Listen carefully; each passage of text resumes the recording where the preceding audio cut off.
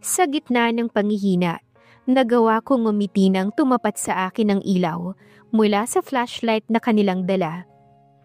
Anong nangyari sa'yo, Iha? Bakit ka napadpad dito? At saka bakit may mga pasaka?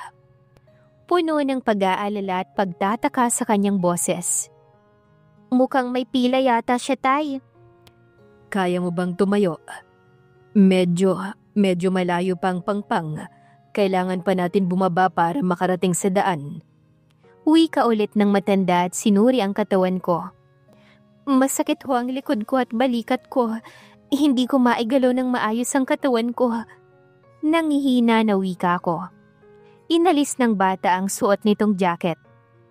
Itinuro to sa paaralan namin kung paano bigyan ng paunang lunas ang taong naaksidente. Isampa mo siya sa likod mo, Tay, tapos itali ko siya sa katawan mo para maayos natin siyang maibaba rito. Yun nga ang ginawa nilang mag-ama. Ingat na ingat silang dalawa sa bawat galaw. Nang makasampa ko ng maayos sa likod ng matanda, itinali ako ng bata gamit yung jacket niya kanina. Hinigpitan niya banda sa balikat ko para hindi iyon gumalaw. Pati sa baywang ko ay itinali niya rin. Madulas ang daan. Nakahawak sa kanya ang kanyang tatay bilang suporta. Sa kabilang kamay ng matanda, matibay na kahoy ang kanyang hawak. Ayos ka lang ba, Iha? Hinihingal na tanong ng matanda. Oho, okay lang ako. Mahinang saad ko. Nang matanawang maraming ilaw, nabuhayan ako ng loob. Ligtas na ako. Hinihingal ang mag-ama nang marating namin ang daan. Malaking tao tong matanda na kumarga sa akin. Pero dahil maulan at madulas ang daan, hinihingal siya at ramdam ko ang pagod niya. Sandali na lang, Iha. Makakahingi na rin tayo ng tulong. Hindi ko na kayang pigilan pa ang pagpikit ng mata ko. Hindi ko na kayang tiisin ang sakit sa katawan ko. Unti-unting pumikit ang mga mata ko. Bago ako tuluyang mawala ng malay, narinig ko ang mga natatarandang boses sa paligid. At isa na ron ang boses ni Manang Leti at ang paglapat ng katawan ko sa sahig. Hindi ko maigalaw ang aking kalahating katawan. Nauuhaw na ako. Hindi rin ako komportable sa higaan ko. Puting kisame, iyon ang nabungaran ko sa aking pagmulat. Pinaghalong gamot at alkohol ang amoy ng paligid. Nasaan ba ako? Nang iangat ko ang isa kong kamay, may nakakabit na swero doon. Nandito ako sa ospital? Sinong naghatid sa akin dito? At bakit ako nandito? Oo nga pala, naaksidente pala ako kahapon habang papalayo ako sa bahay ni Diego. Nasaan na kaya yung mag-ama na nagtulong sa akin? Gusto ko silang pasalamatan dahil kung hindi dahil sa kanila, baka nawala na ako.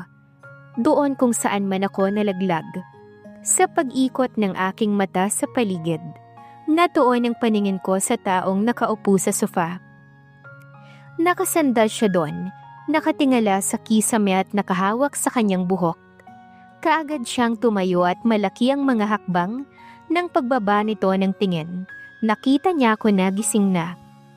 He plastered a smile on his lips, ngunit ang kanyang mga mata ay puno ng pagsisisi at pag-aalala.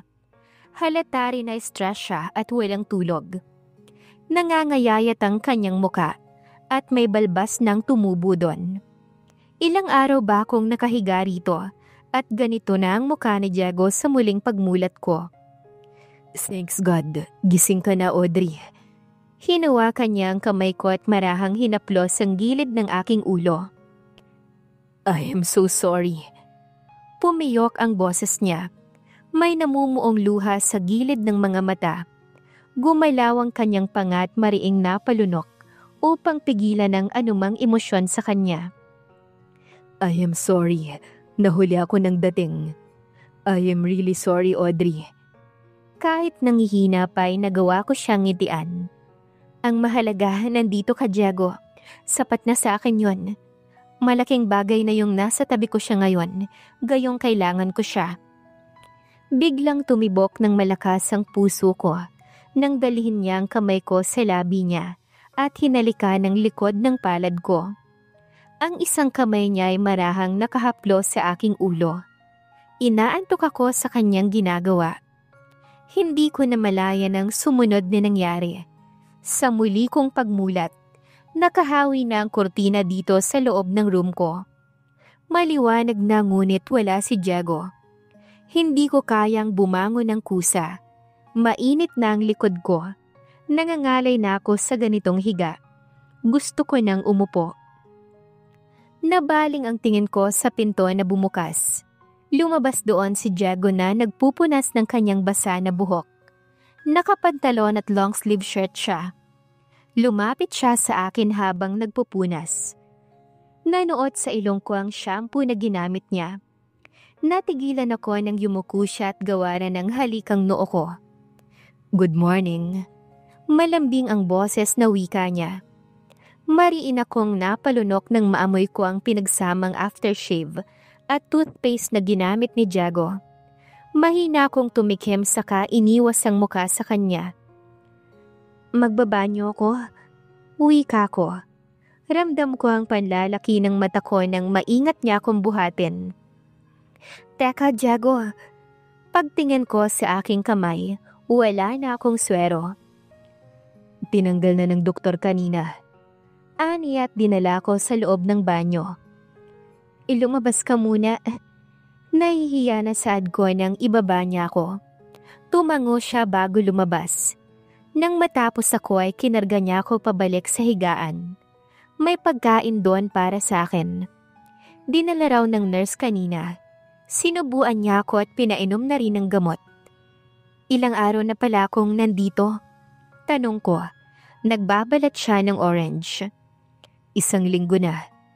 Isinubo niya sa akin ng isang piraso ng orange. 4 na araw ka nang walang malay matapos ang surgery. Nabalian ka sa balikat at sa ribs mo, sa lakas ng pagkakatama mo sa puno. Inapoy ka rin ng lagnat. Mahinang wika niya. "May I know what happened, Audrey? I cannot forgive myself after seeing you in the emergency room. Basang-basa ka, puro putik ang katawan. May pasa ka sa gilid ng labi mo at..." He squeezed his eyes and breathed heavily. Nang magtagpo ang aming tingin, malamlam ang kanyang mga mata at puno ng pagsisisi. "Yung balikat mo, hindi ko kayang tignan. I want to punch myself nang sabihin ng doktor na may nabali sa ribs mo at ang balikat mo." Panayang paggalaw ng kanyang panga at lalamunan upang pigilan ang kanyang nararamdaman. Wala naman siyang kasalanan. Hindi niya kasalanan ang nangyari sa akin. At walang may gusto sa nangyari. Gusto kong sabihin sa kanyang punot dulo kung bakit ako napadpad doon sa bangin na yon. Pero natatakot kasi ako sa nanay niya. Kasi nanay niya ang dahilan yon. "Sorry." Pumiyok ang boses ko kasabay ng pagtulo ng luha ko.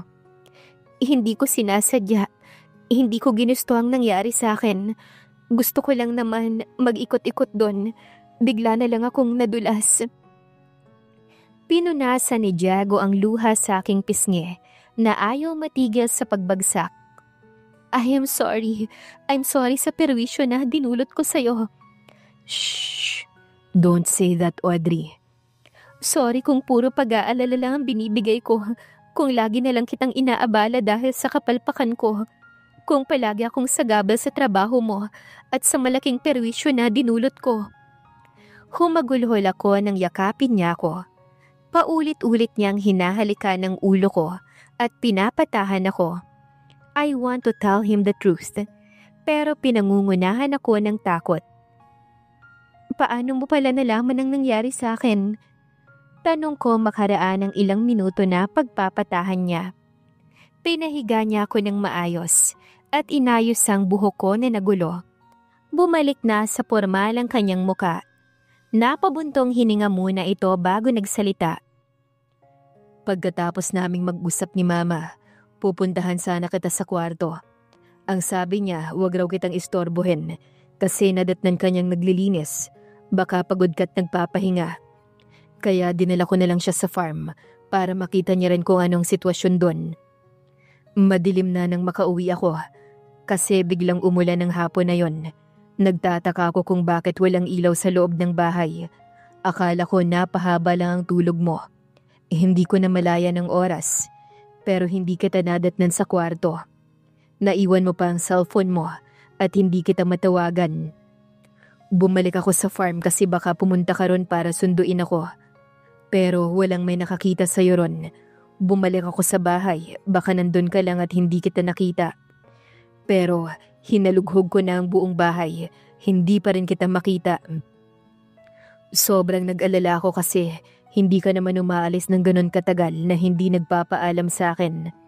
Kahit umuulan, naglakad ako para hanapin ka. Doon sa shortcut ako dumaan, nagbabaka sakali na baka sumilong ka sa mga bahay doon, pero hindi ka nila nakita na dumaan. Nang pupunta na ako sa bahay ni Manang Letty, nakita ko na may nagkakagulo sa tindahan ni Aling Lydia. Bigla akong kinabahan habang papalapit sa kanila. Hanggang sinarinig ko ang boses ni Manang Letty. Sinisigaw ang pangalan mo. Mahigpit na hinawakan ni Diego ang kamay ko. Nanginginig iyon. Malungkot ang mga mata na sinuyod niya ng tingin ng kabuuan ko. Nang makita kita, akala ko wala ka na. His voice broke. Fear crossed his face. Takot na takot ako nang makita ko ang kalagayan mo. Wala kang malay. Yung katawan mo. Hindi ko kayang hawakan sa sobrang panghihina. Sorry. Lumuluha na sambit ko. Hindi ko alam na ganitong pag-aalala pa lang idinulot ko sa kanya. Akala ko hindi niya ako hinanap ng araw na yon. Nabaliwala lang ako kasi gano'n naman ang pinaparamdam niya sa akin. Naging mahalaga lang ako kapag nariyan ang nanay niya, kapag may tao kaming kasama. Pero habang kinukwento niya sa akin ang mga to, dito ko na-realize na ako ang may mali. Na binibigyan ko ng ibang kahulugan ng mga bagay na nakikita kong ginagawa niya kay Danica. Na palagi kong tinatatak sa isip ko na kaya siya concerned sa akin dahil may ibang tao na nakapalibot sa amin. He genuinely cared at me, na hindi pagpapanggap ang lahat ng pinapakita niyang pag-aalala sa akin at may nakakakita man o wala, at nagpapasalamat ako doon. Pero sa kabila niyon, tanging sorry lang ang masabi ko kasi wala akong lakas ng loob para sabihin sa kanya ang buong katotohanan. Mula sa kanilang mansyon hanggang dito sa bahay niya, hindi ko pa rin masabi sa kanya ang mga nangyayari sa akin na hindi maganda. Naghihintay ako na magkaroon ng lakas ng loob ng tamang pagkakataon o tamang sabihin na hinihintay ko na siya mismo ang makasaksi sa ginagawa sa akin ng nanay niya at ng kababata niya. Seryoso ang kanyang mukha na tiningnan ako. Simula ngayon, hindi ko na hayaan na mawala ka sa paningin ko, Audrey. Kung saan ako, naroon ka. Napapikit ako nang haplusin niya ang pisngi ko. Hindi ko na hahayaan na mangyari sa'yo ulit to. Ayokong panghawakan ng binitawan niyang salita. Kasi alam ko na hindi niya yun magagawa. Gayong ang kalaban namin ay ang mga taong mahalaga sa kanya. Paano niya yun iiwasan kung sinasaktan nila ako kapag wala siya? Paano niya ako maipagtatanggol? Gayong takot ako na magsumbong sa kanya. I want him to protect me at all cost. Pero paano niya yun magagawa kung ako mismo ay duwag? Duwag na magsumbong sa kanya. Duwag na ipaglaban ang sarili.